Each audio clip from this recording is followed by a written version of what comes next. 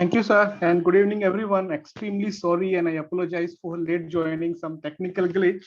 I could not Happens. open Zoom at all, so I need to change my instrument, and then I could join. Okay, we've just finished the opening address by Narendra Wadhwani ji, and the most important point that he made was that in a 5 trillion economy, about 40% will come from the agricultural commodity sector.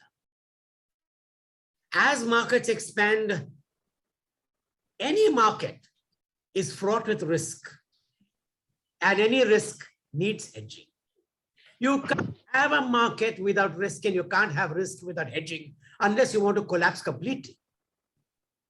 And that is where your entire business of how to do derivatives, because hedging and derivatives go hand in hand, becomes crucially important. You can't have a market growing with no hedging.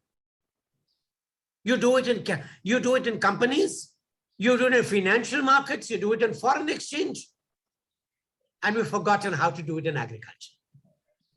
Or let's say we've not given it the importance in agriculture that it deserved a long time ago. I'm glad we're waking up now, and that's why this discussion becomes extremely relevant. So let me call the first speaker of the panel, in the panel. Let me ask Kapil Dev, who is vice president in the company, to make his remarks, and he's the head of business development. So let me request him to make his remarks. Thank you, sir. And thanks for giving me opportunity, though Mr. Badwa has set the context, but still I would like to touch some very specific point which make agree an interesting subject to discuss and why we should. We have a video, means I don't know whether we have played it or if we can.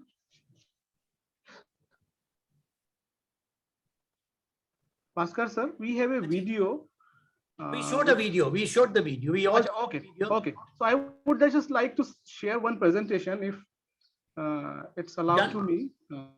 I request. Yeah, it is there.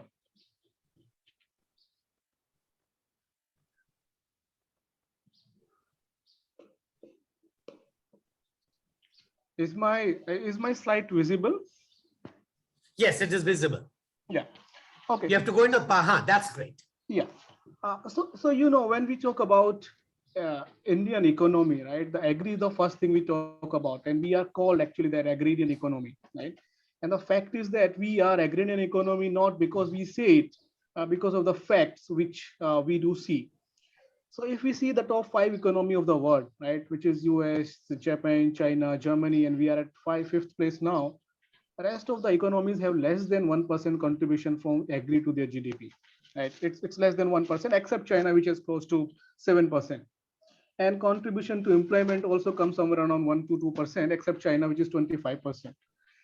But when we move to economy number 5, which we are totally different, right? 20% to the GDP now, and maybe 65 to 70% direct and indirect employment contribution by the agriculture sector. And that's why we say the VR and agriculture economy, right?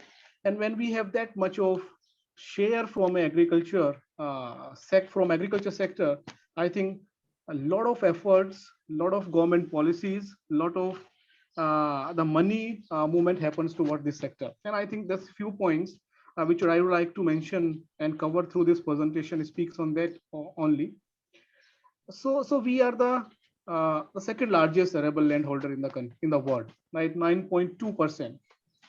And if you see the overall land, India carries somewhere around only 2%. We have the population of somewhere around 20%, 16 to 18%, but the arable land is 9.2%. And we have the largest net sown area. And India, because of its different geographical condition, multi-season crops, we are the leading producer of most of the spices, most of the pulses, milk, tea. So despite the population we do have, we have the capacity to produce more now, and we can be the trade point for the global market. And we all know that we are moving from a surplus economy as far as agri is concerned, and That too, when we are close to only 60-70% of global productivity. So the long way to go for the Indian agriculture. So the growth of agri remains close to 5% CGR in between 16 to 20. So that itself says that 20% is from GDP, comes from agriculture, and the growth is around 48%. And if you look at the production of uh, the cereals and pulses and oil seeds, you can see the trend that how we are moving among almost all the things. The interesting part is that the growth of production, the CAGR is close to 2+%, while the population CAGR is around 1.2% for the country, which says itself that we are going to be surplus in futures as well, and that too when productivity is still low. So we are moving into a territory when we are going to be a major supply to the global market, and that is definitely visible in the number. If you see how the agriculture export is increasing from 32 to 35, and now it's around 41 in this current financial year, in the last financial year. So that is visible how it is contributing to export as well, and of course it has impact on various other things. What makes agriculture, India is an advantage a country for agri. We are the large population, the food habits are changing, the life is in the consumption pattern. We have the large land pool. We have various agroclimatic condition and the large production base, as we have discussed. And yes, demand is increasing continuously. But if we continue with the production growth which we are seeing, we are going to be top 5 exporter of the world. So opportunities are there and which will keep on increasing. Lot of investments coming into the agriculture sector. If you look only the budgetary allocation is somewhere around 5.5 lakh crore to Indian agriculture. If you see that agri credit only by the PSU bank, it's somewhere around 11 lakh crore. Only by the PSU, I'm not including private sector bank. And the government focus is of course huge. So this is a sector which always remain on priority when government is concerned. And not only from one side, the both side, whether it's protecting the producers, increasing the productivity, protecting their income, and simultaneously protecting the consumer as well.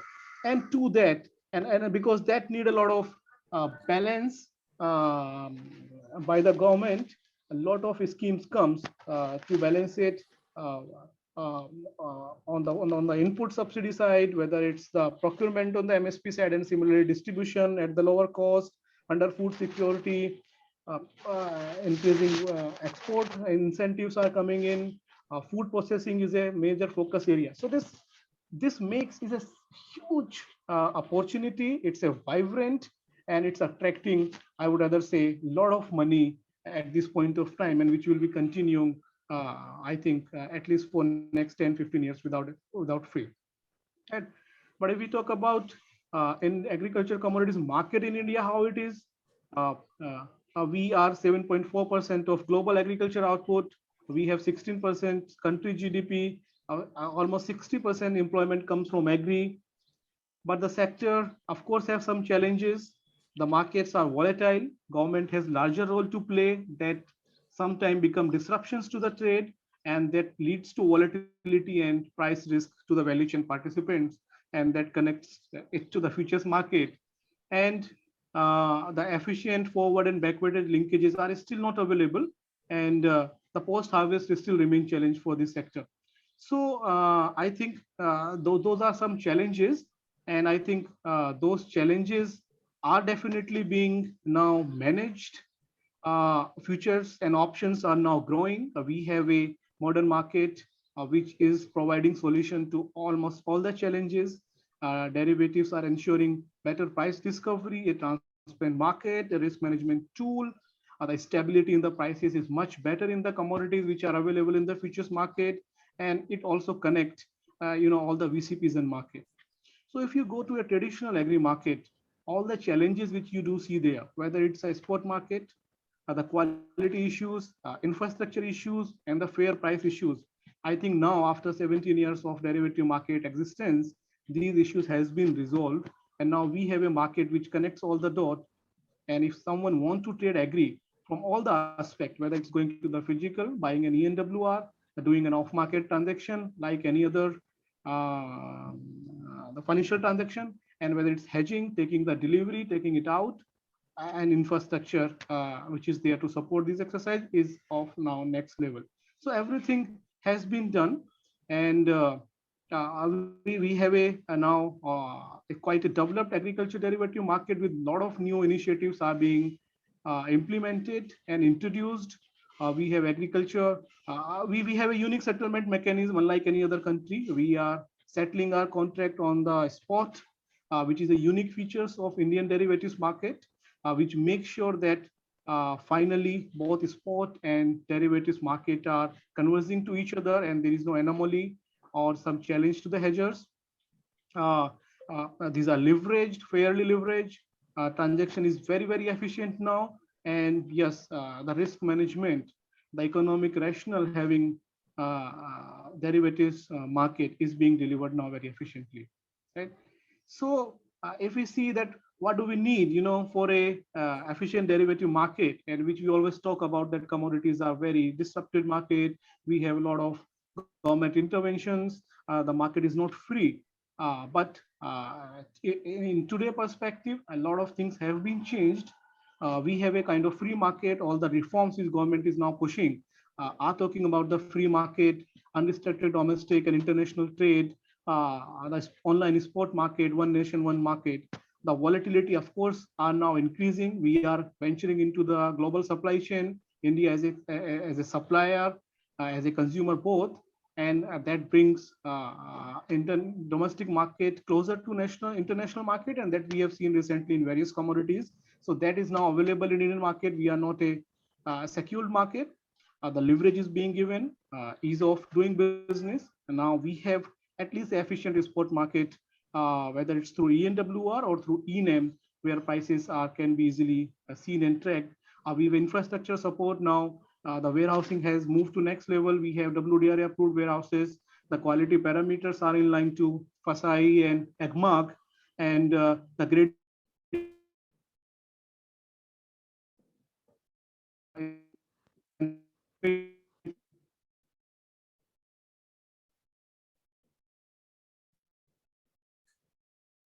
if there is a stock limit, exchange ecosystem is protected against that. So I think this all is leading to good confidence and comfort. And if you see one point in the last, a lot of new instruments are being introduced. So traditionally, in last 15 years, Indian commodities market remain very niche in nature, mostly participated by the people who belongs to that commodity or understand commodities market, and haven't seen the other segment of participants coming largely to the market, whether it's a retail, whether it's institutional participation, HNIs, or any other segment. But now with these developments, whether the point number A, the funds are allowed, so retail participation can be channelized through that, and that is happening now. That have started. Point number 2, the structured products are coming in. Indices have been allowed successfully. Now they are being traded. Options are allowed. Sectoral indices have now started coming in, will be allowed. The farmers were missing. Now with FPOs, their participation is also visible on the exchange. So I think a lot of things are now falling into place, and the missing pieces have been connected or plugged in by these efforts, and that offers now, the offer to the market is much lucrative, and I think much more polished and refined. This is just a size. If we talk about agriculture market, if you look at the underlying commodity which is there being offered through futures market, what is the value of that, and you can definitely see that how much value these commodities have, and what is the total size of these commodities market is close to 20 lakh crore and more than that.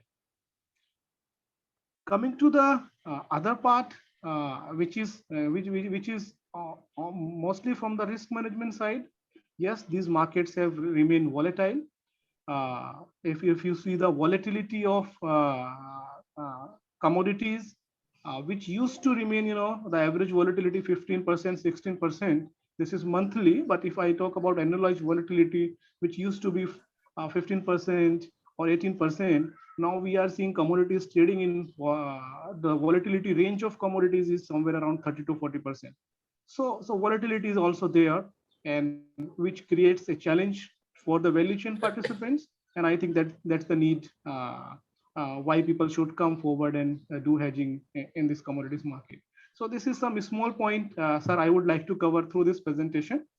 And over to you now. Many thanks.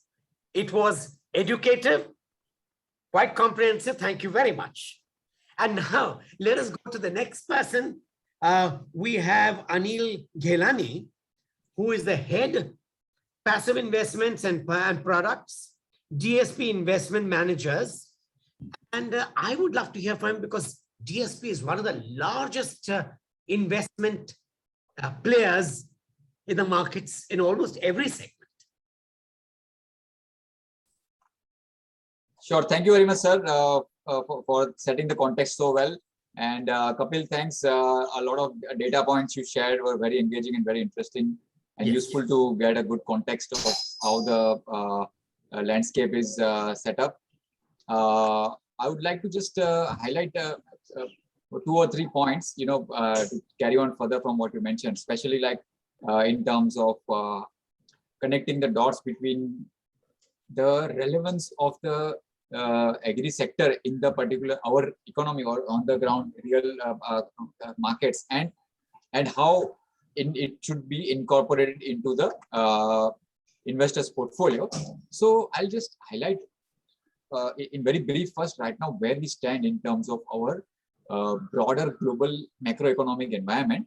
Structurally, friends, since the past about 18 to 20 months, we have seen a very unique situation where there has been a coordinated effort by both central banks as well as central governments in terms of ensuring there is a good monetary stimulus as well as fiscal stimulus. So with that, we could very well gradually come into a situation where because of the monetary stimulus, because of the way in which money supply is being increased in the system, not just in India, but I'm talking about globally across most of the other countries as well. So we could very well enter into a phase of high growth and also high inflation. Yes. So in such situation, investor needs to be aware and be conscious that they need to also have certain assets in their portfolio which would help to hedge against this inflation. So friends, in some way, certain level of inflation is healthy to have, but one should be aware and be prepared to ensure you have a good hedge against this type of inflation. And then connecting the dots from what Kapil mentioned, that agri commodities or agro commodities is one of the unique asset classes which investors can incorporate as a well-diversified portfolio, and it can be considered as a good inflation hedge. But for various reasons, as of now, I'll be very honest that agro commodities as an asset class remains heavily unexplored for most Indian investors. Whether for us as a DSP, Bhaskar sir very kindly mentioned that okay, we as a DSP have been at forefront in many aspects of the asset management industry. But to be very honest, Bhaskar sir, and to the other friends, as of now, we as a DSP, as a fund house also, we have not yet started investing in a big way in our funds, though there is a good regulatory enabling factors. So it's important for all of us jointly as a part of the ecosystem, all of us from CPAI, from the friends at NCDEX, from various market participants, to increase and enhance the awareness of this one of the most unexplored asset classes for most Indian investors. I'll just also highlight 1 or 2 interesting points. I will not go to repeat whatever Kapil has mentioned in a more structured manner, but just very briefly, if most of us know it very well, so I'm just maybe, as we say, preaching to the choir, but structurally agriculture, okay, contributes to approximately a very small 16-17% to our overall GDP, but if we look at the composition of the food and beverage or the agri-related composition into our inflation basket, the CPI inflation basket, which our policymakers and RBI review, then friends, that is approximately 55% of the weightage it carries. Okay, so with that angle, one should always keep thinking that how important it is to be as a part of your investment portfolio or your client's investment portfolio. And if we look at then some kind of a good, well-diversified instruments like which are having very low correlation with other asset classes like equity or even other commodities like precious metals like gold, silver, then that's the key. And Bhaskar sir, last point I would like to highlight, because one of the things which we always keep discussing and debating with Kavita madam from NCDEX, Kapil, all the other friends in the exchange side and all that. Okay, Anil bhai, ye sab baat bahut kar li. So now what will happen? How to increase the penetration and participation? So for that, as I was saying, it's collective, all of our responsibility, and we need to raise the bar in multiple formats. And raise the bar, I always like to capture in bar means BAR in 3 formats. B for benefits. We need to keep increasing the awareness to investors. What are the benefits? Like how Kapil mentioned, like how we just discussed it. It's a unique aspect to hold in your portfolio, the benefits as an inflation hedge, etc. So that B part, the benefits parts, very crucial. We need to keep enhancing. Second is the A part, means access. Okay, these are the benefits, fine. Now, how do I as an investor access it? Let's say there is a retail investor, there is a small, person, salaried investor who is wanting to build his or her portfolio for long-term retirement or for, some particular life goals. How we can give that to them? So one of the alternatives is, yes, of course, like through the route of mutual funds. Of course, AIF and PMS also is available, but that will be to a only certain ticket size and beyond. So HNI type, family office type, institutional type participation will come over there, which is also very healthy and very required. But other than that, also I feel to increase the penetration to wider outreach, this kind of mutual funds, low cost, maybe more and more ETFs as they get more permissions from the securities market regulator, low cost ETFs, low cost index funds. These will help to increase the penetration. And the third point, the R of the bar, is to ensure this robust regulatory framework is very well explained to the investor, and given that we need to give them more and more comfort that boss, the entire situation has changed from what it was 20 years ago, 15 years ago. Because still, I'll be very honest, not in this community which we are participating in, but to the outside world. As soon as somebody talks about commodity, investing in commodity derivatives, commodity markets, very often immediately people who don't know very clearly, they come to the mind, fraudulent activity kuch ho sakti hai. Hey boss, that is now history. We have moved away significantly from that. Like Kapil outlined very beautifully 2-3 points about, the regulatory approved WDR, I mean the warehouse WRD, WDRA, Warehouse Development Regulation system, and all of those things were not present earlier. So there is a sea change, but we need to constantly keep increasing the awareness and giving comfort to the investor that boss, don't worry, there is a very robust regulatory framework in place to ensure that when you take benefit of this kind of unique asset allocation type of instruments, you will get a good, easy access, very transparent with a very robust regulatory oversight. So that I feel, sir, is the key as and it's a important responsibility for all of us, including I'm not saying that somebody has to do it. I have to also do it. It's our collective responsibility. We have to do it. Agreeable. Totally. In fact, it's a remarkable point that you have made. The BAR was so illuminating that it's an easy acronym. Yes, sir. Exactly. Modi often gives. Yeah. Sir, for all of us, sir, sir, I to conclude, sir, last 30 seconds from my side. So I sincerely urge, that's what when I speak with friends in the since last almost 2 years with the Kapil, Kavita madam, all the key senior stakeholders within the the commodities ecosystem, we always keep talking about this, how to raise the bar. That's important for all of us, collective responsibility, sir. Yes. Thank you very much. Thank you, sir. Very interesting, very meaningful. Can I invite the last panelist to give the opening remarks, and then we start the interaction. That would be Vandana Bharti, She is the AVP Commodity Research SMC Model. SMC Global, sorry. Bandana ji, can we have you? Thank you, sir. So it was, sir, really a beautiful sequence by both of the speakers, and it was a beautiful numbers. So can we talk about something about the opportunities and the hesitations we have regarding the agri commodities still?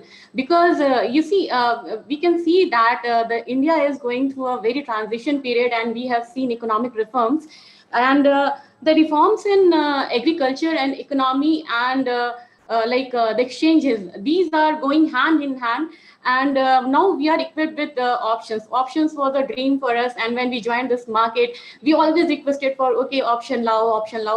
Now it is in the market, and we have various tools. We have Agri Index, that is a very good, very beautiful product for the beginners of this market. So yes, by 2050 we are going to be a 10 billion population. It is expected, and 57% of the consumption of agri commodities, it is contributed by like the Asian economies. As we know, we are highly populous continent. So yes, requirement is here and opportunity is also here as well. So we can what I feel that we have now instruments, we have now platforms, and we have agri reforms policies with us, and it is going to be implemented. And we have some trading opportunities what happened in last 2 years, we have seen all, and we're expecting that some trading opportunities from China should come to India. We should not forget that Vietnam, Sri Lanka, Bangladesh, they are also in the queues. But yes, India is a very good a competitor for them. So this is the time to use this agri platform. And I would like to quote an example of Mexico government. Like still we are hesitating to use this platform, even by the government agencies as well as the corporate. And the Mexican governments, they hedge their crude. Not fully, but 80-90% of the crude and ATF values, they are hedging in international exchanges. And I got this data that during the mayhem in 2020, when crude went into this negative, and the entire world cried for that, it went in negative and we got a huge loss. They covered 80% of their losses by hedging in futures market. Brilliant. So this is not the time that we should keep discussing. This is the time to take the action. Just I would like to quote some practical example, like in soybean, it was trading on very lower levels, 4,400, 4,000, and with government policies, obligations and all, various agri agencies, they have to procure it on MSP. And in this way, they are making, either they are getting subsidy from the government or either they are getting loss. It is a loss-making procedure. So those kind of agencies, they can hedge their quantity which they are buying from the farmers directly to the exchanges. In this way, they can mitigate their risk on this futures platform, and which is happening in the international market. It is not a fairy tale story that, okay, you will go and there are so many technical glitches, but it is happening in the market. It is happening in CBOT. It is happening in BMD, Bursa Malaysia derivative. So it is the time to take action. And I would like to say that with some reforms in Indian government, now they are starting this edible oil story, and now they are planning to make it we should be get self-dependent in case of production of edible oil. So these are a very crucial time period where we use this platform and where we use a mechanized agriculture, because see, the scenario of US and India is completely different. Only 2% of US people, they are engaged in the agriculture, and average the area holding by the US sector. But in India, 60% of the people, they are involved in agriculture, and only 2 or 3 acres it is holding by the normal people here, normal farmers here. So there is a huge difference. We can't map the US for our success story. But yes, China is the similar background. They have a high population, and they have limited lands with high population. So yes, even Indian farmers, they can adopt the facilities, or they can adopt the actions which China has taken. Like, we should not pay more attention on subsidies. We should not pay attention only to the 2 or 3 crops. We should not. We should like focus on the organic products. We should focus on the horticulture. We should focus on the fruits and all. Because what I have studied, that we are focused only on rice, on paddy. In rice, we are consuming around 600 liters or 1,000 liters of water for producing 1 kg of rice. So in another way, we are exporting our water to the countries on a very lower price.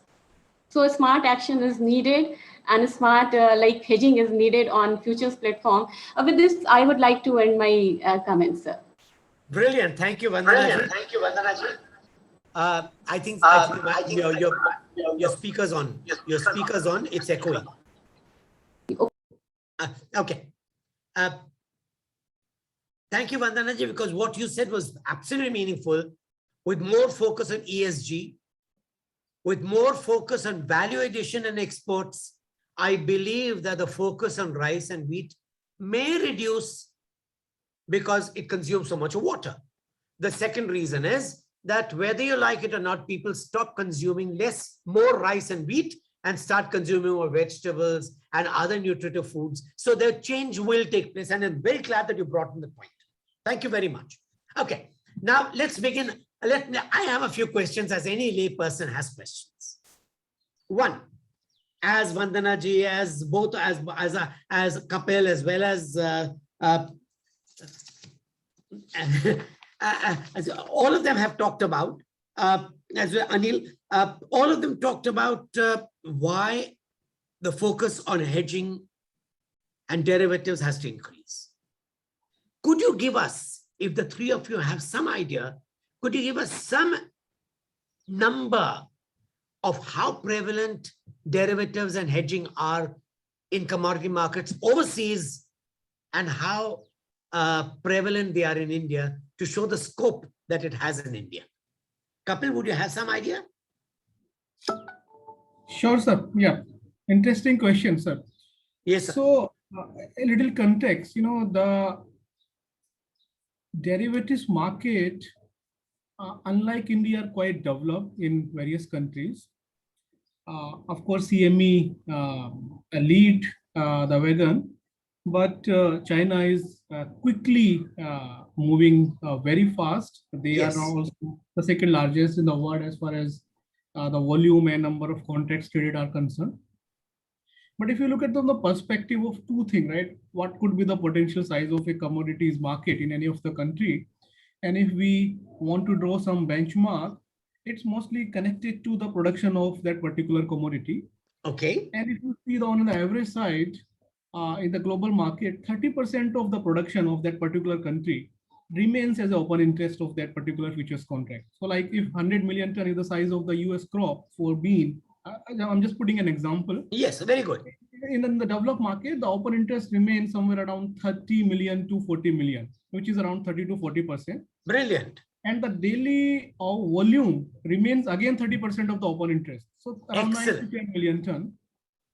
In India, if you put India in comparison to those numbers, in few crops, we are up to that level, but those crops are quite small, like castor, guasi, we have 10 to 15% of open interest in comparison to production.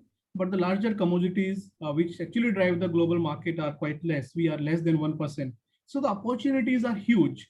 We are just at the tip of the iceberg, and we haven't explored anything in this market as of now.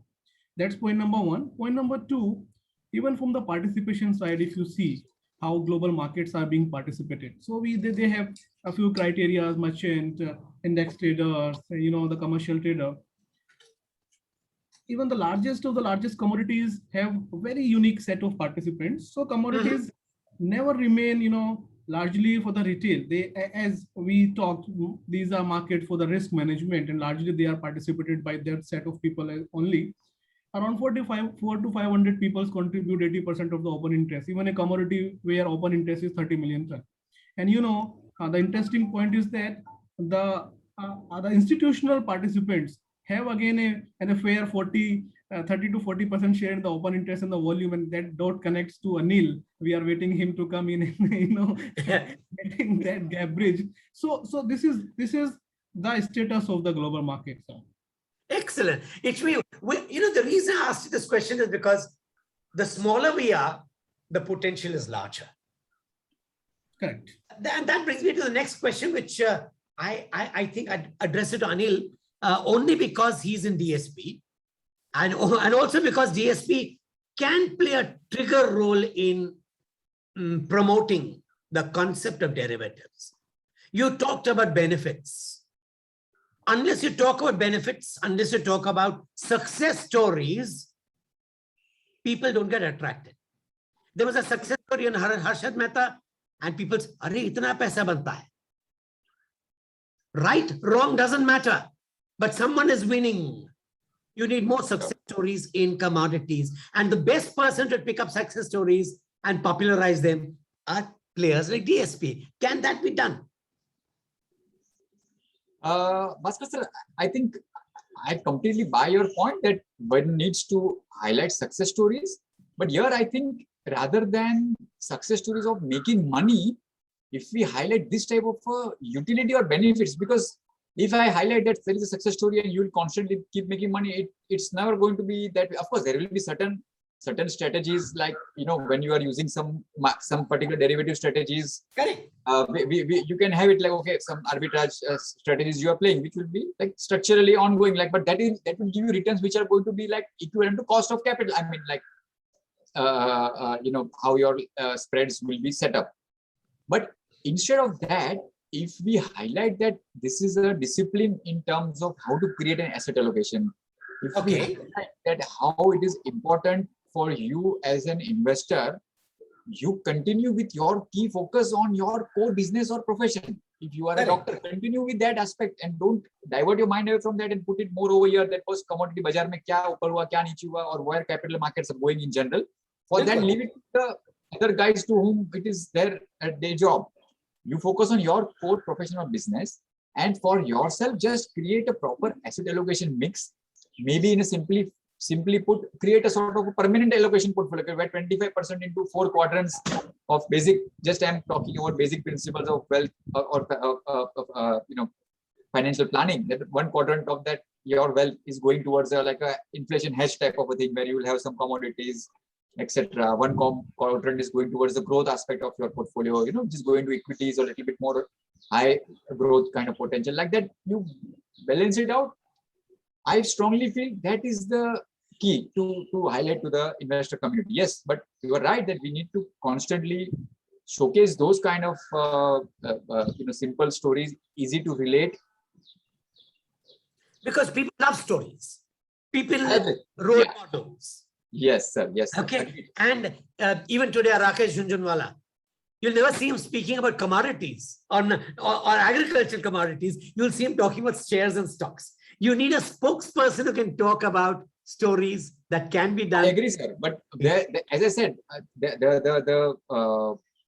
with very due respect to the name gentlemen you mentioned right now, all investor community, sir, young professional will aspire, sir, I want to be big bull of the market like Mr. Jhunjhunwala. But there can be only 1 or 2 or 5. I agree. People. But the small man looks at him with awe and reverence, and he begins to understand, and he studies the market better. Sure. Agreed, sir. Okay. Vandana ji, one more question for you. You rightly pointed out what should be done in the market, that if you start looking at the entire market more as a market with less subsidies, with less government price dictated measures to an open market price discovery. How does it promote that? I didn't get your question, sir, last. Ultimately, derivatives depend on market size growing. Okay. Markets depend on price discovery. Now, if you have subsidies, if you have government prices in rice and wheat, like you pointed out, you don't develop a trading environment for a robust market price discovery. How do we bring about measures to make sure that more and more agricultural products come into market price discovery? Thus, the markets become more vibrant. So first, we have to move in the similar directions. Okay. Like we are talking about doubling incomes of the farmers, but Correct. still we have the sentiments. If prices move up 20-30%, people like consumers, I don't think so. Consumers like some lobbies, some people like they are talking about, okay, inflation itna badh gaya, ab kya hoga, ye hoga. So if we talk about the doubling of farmers' incomes, every product prices are moving up. We know the prices of crude, we know the prices of iron ore, we know the prices of metals. So yes, we have to get normalized with the new price discovery, the new price trend of this market, because I think that people should think more broadly. Because agri commodities, it is totally different with the crude oil prices. We know that the entire world is sitting off the massive stock of crude oil, but it is so political that they are not bringing it out. But Yes. agri commodities is not something like that. You will keep it in your locker, you will keep it in your warehouse, and you will say, "Nahi, nahi, main 4 saal tak nikalunga nahi se. I'll wait for the market share and I'll wait for the prices." So like people, they will have to normalize with the new price trends. Actually the input costs are increasing day by day. So we should not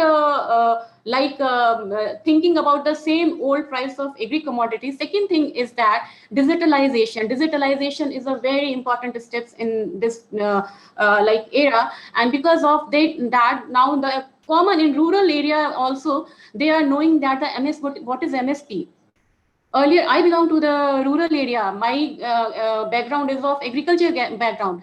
They didn't know what is MSP. They don't know what is it, why it is happening, why government is giving that. But now with digitalization, it is happening even in the rural area. And with digitalization, it is easier to make people aware about this market. So second thing is that. Third thing is, it is not so applicable in Indian market. We have to remove the land disputes, which is contributing around 80% of the total litigations. That is a very important factor here, and apart from the seeds and all. And like the Indian government, because this government is very vibrant and it is taking lots of steps, they should adopt the facilities of aerial mapping apart from the soil scanning and all.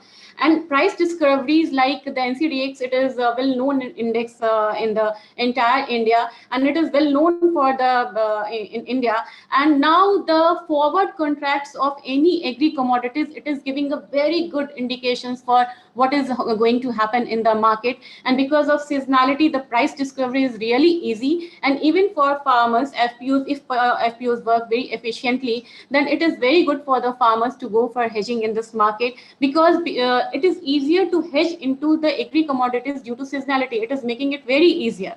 Yes.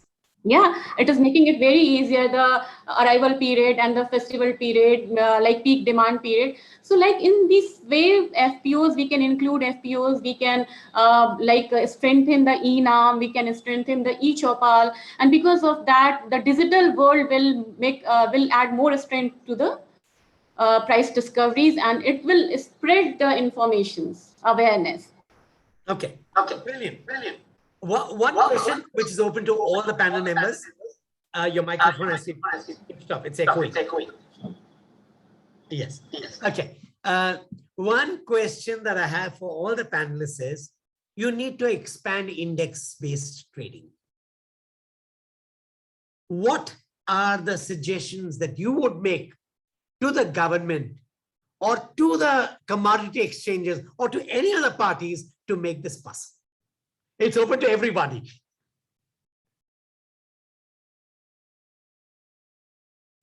So I'll start off with just one thing. I think structurally, a lot of you meant index in terms of like indices, right? Which yes, like indices, so, for example, yeah.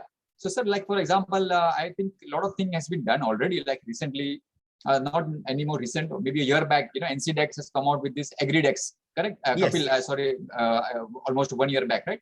And AgriDex is a good way to get access to like underlying 10 unique commodities. A basket of 10 commodities. Basket of 9 to 10, I'm forgetting exact number. I think 9, 10 commodities is there. Good, well diversified basket you get, and structurally then it ensures that there is a how we call it as a cash settled transaction at the end of the period. You know, Can a retail investor come into that? I don't think there is any restrict. Yeah, anybody can buy, sir. Okay, that's just curious. Yes, yes. Kapil, please come in to clarify. But I think anybody can buy, right? Whoever is having access through a regulated broker who can give them access to NCDEX platform, Okay. any of the commodity exchange platform. I mean, they can comfortably buy or sell. Right. Yeah, you are right, Anil. It's open Okay. for all, sir. Even you can buy. Yeah. Wonderful, wonderful. You've got to convert here. Yeah. Yes, sir. And being that, Okay. sir, another important angle is that being that these indices will never be, will always be cash settled, right? Yes. That is the key. Because what happens otherwise today, if an individual is buying a, let's say, contract of this XYZ, some individual contract, right? Many of the contracts would be such that it can convert into like a delivery. You could end up having a situation where you have to take the delivery. Yes. That becomes challenging for a retail individual, right? I mean, so this kind of indices which will come will ensure that you have a easy access without there is no risk in that. I don't mean it that way. Even if there is a physical delivery coming, there is no risk. But it's just a mentally as a retail investor, like you will feel like, where I will do that headache or what will happen, how I will get that warehouse. I mean, it's all very seamless, but that concern also gets taken care of if there is a index like this AgriDex. Just as a Excellent. Sir, Kapilji, what is your suggestion? So my suggestions are, sir, this market is now 17-year-old. Hanji. A lot of transformation this market has seen over a period of time. And all the challenges when we talk about agri, we have various apprehensions and reservations are now has been addressed. Excellent. We would have those things now in place.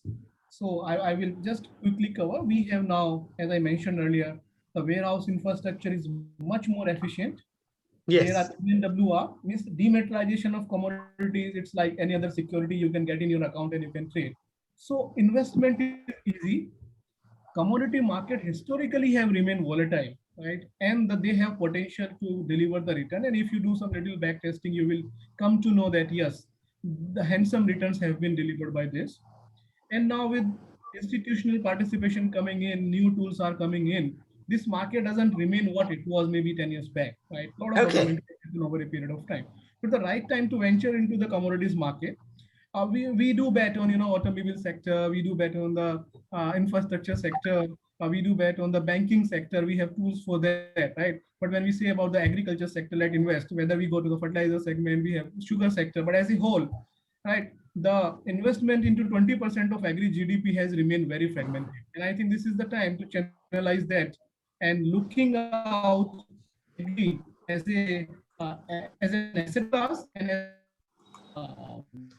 segment where you can come, you can trade like any other segment and make, invest. You can have a quality invest. I will not say make money, but I will say yes, the quality invest can be done in agri also using derivatives ecosystem. Excellent. And would Vandanal have any views on indices and index trading? Sir, I love this product because the first time we are having these kind of product which has like 10, it is a basket of around 10 commodities and the risk is scattered and it is cash settled. And this is the first commodity where we can say that, okay, you will start your trading with a 40,000-50,000 kind of principle, because people, they have this idea that, okay, if we trade into the commodity futures market, we need a very large amount of the principles and it is very speculative, but it is beautiful product and people, they are very interested in this product and gradually they are coming in this product. And like this agri index, they are launching that Guar index and other commodities index, which is the contribution of soya bean and soya oil. So there we need not to invest our separate money for refined soya, separate money for soya bean. You can invest in the soya index and you can get the like benefits of both commodities. So we are looking forward for these kind of indices, and the world is tracking the FOA food index. I hope so, after 1 or 2 decades, the world will follow the agri-index. Wonderful. Kapil, your responsibilities and your role model will become more important. We have all the reason to be the global benchmark, sir. So I think Excellent. we are on the right direction, and we have now support from the market also. Yes, and India is likely to become the food provider to the entire world very soon. Yes, absolutely, sir. That your responsibility, as well as your need to become the role model, will become much, much greater. Yeah. Any other closing remarks before we try to end the session? I'm sorry, I've gone a little beyond time, but that's because you started late. I hope you'll excuse me. So retail participants are very important for this market, and we know that okay, there is a huge volume of hedging, but apart from this is the speculators who bring the liquidity in the market and make it more vibrant. So like with new products, more retailers, more speculators, they can come into this market, they can make the market more liquid, and price discovery will be very healthier in that way. And hedgers participation in the market will make it very strong. And soon, we cannot say that soon, but gradually we will be a trendsetter in Asian indices. Great, wonderful. Yeah. Okay. Could I request Narendra ji just to... one point? I was going to ask you. Add with Vandana's. So she was discussing about FPO, role of FPOs. Haji. So initially, I also talked about the participants. Haji. So all institutional participants are there. So they are not participating, as Anil has just mentioned. And in fact, we were discussing it. The ED of SEBI, so he wanted us to bring on board all the players like FPIs and the mutual fund players and AIFs. What is stopping them to participate? As Anil has, so we are going to have one-to-one meeting with these players also. So Excellent. one role is what I am seeing, that with the new laws coming in, various institutional players, they will participate. Say like Amul is again a FPO with the turnover of 55,000 crore, Correct. which is more than any agri company or FMCG. So once we have, we don't want 10,000 FPOs. We need only 100 FPOs, which will bring agri and agri processing industry to booster. I mean, the volumes in the market. So going forward, I foresee that, things will happen in this direction. More FPOs will participate and there will be institutionalization as new products are coming, indices are coming, and there will be, some products like ETFs will be there for different small investors. As Vandana ji says that we need retail investors also. If we create some products for the retail investor for their investment, although commodities are for consumption, not for investment, but still we can build some products other than the gold and silver for the retail. And this market has to go up only. I mean, there is a huge vibrancy in the market, and it's a matter of time that we should see a lot of volumes in the market. Excellent. I like your optimism. In fact, all of us, I think, share the same optimism. This is a growing sector. It's a dynamic sector. It's going to do wonders for India. Any other last comments, or shall we end the session here? Sir, one last. Yes, please. One last. Please. Like the world is sitting on the record debts this time. And the market, we have seen major action in the commodities market, whether it is gold or crude, and that is the inflation fear. And inflation is going to be here till 2023, 2024. So till the time we are like taking this burden on our shoulder that, okay, commodities prices are moving on. So why not to hedge in the market and just take the advantage of this futures market and beat the inflation? Excellent. Yes. Okay. Thank you. Thank you, all the panelists. Thank you, Narendraji. All your comments have educated me. I'm sure they've educated the entire audience also. And it is heartening to know that each one of you shares a tremendous optimism for this market, for the agricultural sector, for the commodities sector, and for hedging and derivatives. Thank you once again for participating at this conference. It was great hearing you. It was great being with you. Thank you, sir. Thank you very much, sir. Thank you. My pleasure. Thank you very much. Bye.